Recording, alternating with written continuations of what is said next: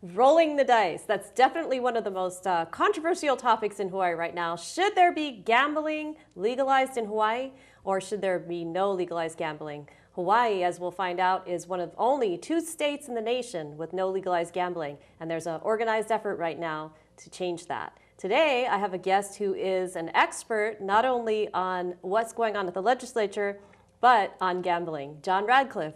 Thank One you, of the Mary. most famous, I should say, lobbyists in Hawaii. Well, I don't know about famous, but thank you very much.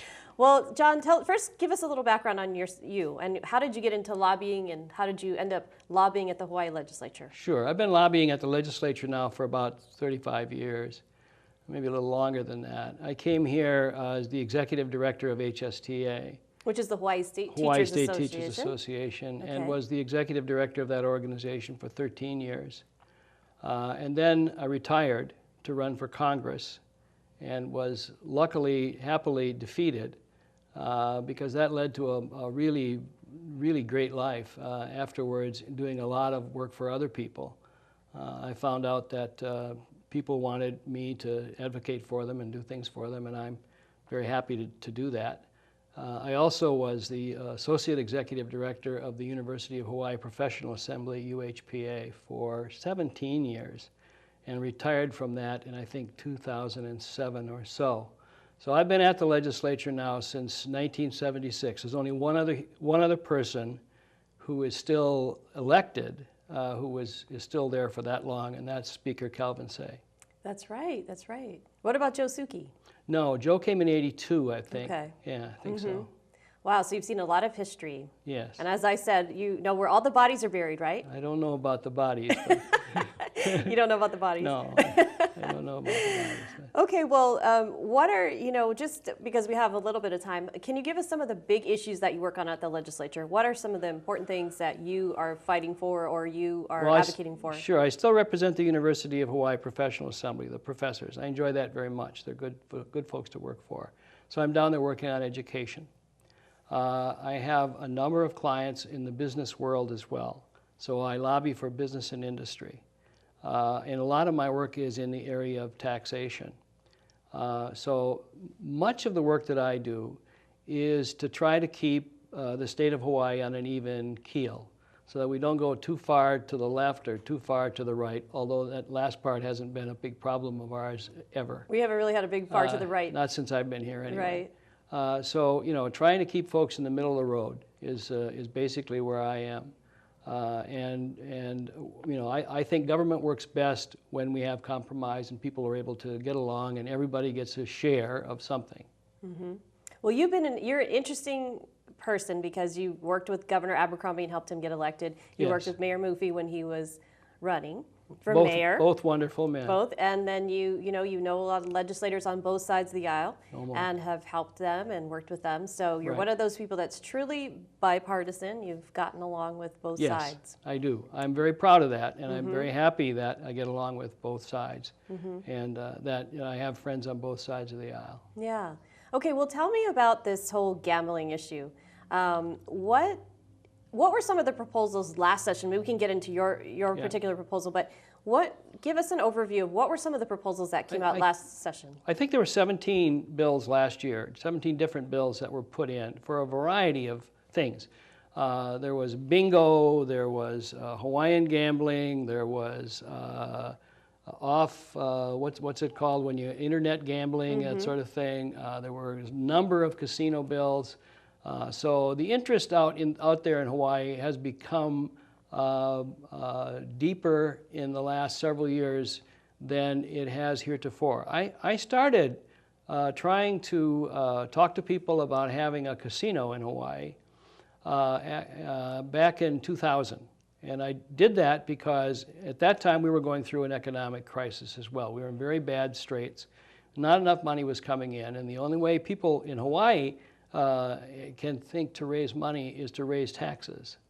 And that isn't necessarily the best way to do it. My concept was to increase the size of the pie, to make the pie bigger. If you make the pie bigger and more people have more jobs and more money coming in, then more people can pay taxes and they don't have to be, we don't have to tax the dwindling base more. And that's the reason I wanted to go for a casino, because they're so endemic in the world and in the rest of the United States. We have 311 million people in the 50 states. And of those 311 people, those who live in 48 of the 50 states amount to 307 million. They all have casinos or some form of gambling in their state, all of them. So there are, 1,500 gambling establishments in the United States. There are lots and lots of casinos everywhere. California's got 58. My home state of Wisconsin has, I think, 26 or 28. They're fairly endemic throughout the United States. They raise money, they're great entertainment, people like them, and here in Hawaii, it would be a wonderful thing. Because if you ask yourself, what do people do in Waikiki when the sun goes down? Do they go to Hawaiian entertainment shows? No, we don't have any of those. Well, we have maybe one, and then we've got the Society of Seven show, so we've got maybe two. Do we have any movies to go to? No. No theaters in Waikiki. So what can you do in Waikiki after dark? Well, you can go to bed, and that's about it. So I think that there would be a real market for to have it there. And also, if you look at Waikiki, and many people don't because they don't go there, local people don't go there. If you go to Waikiki, you're going to find that it is a mess. The middle part of Waikiki it looks like some sort of derelict village. I mean, there are broken down fences and cement block buildings with people not living in them, all kinds of wood up all over the place, empty lots. It looks awful. And that could all be fixed up and made better, and we could have people in there, and we could make money for the state of Hawaii. That would be good.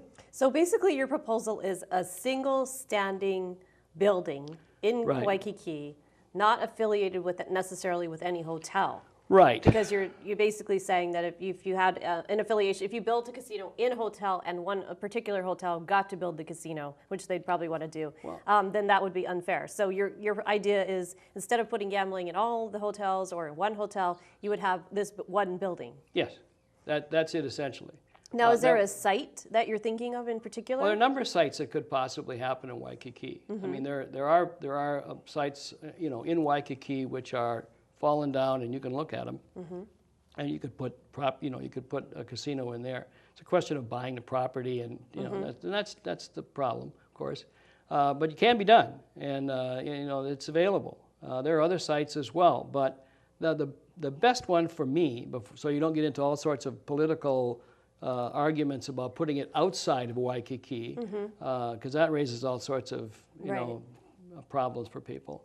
Putting it in Waikiki is the best spot because, frankly, that's where the tourists are, and the tourists are the main folks that you're going to want to have come in and enjoy the place.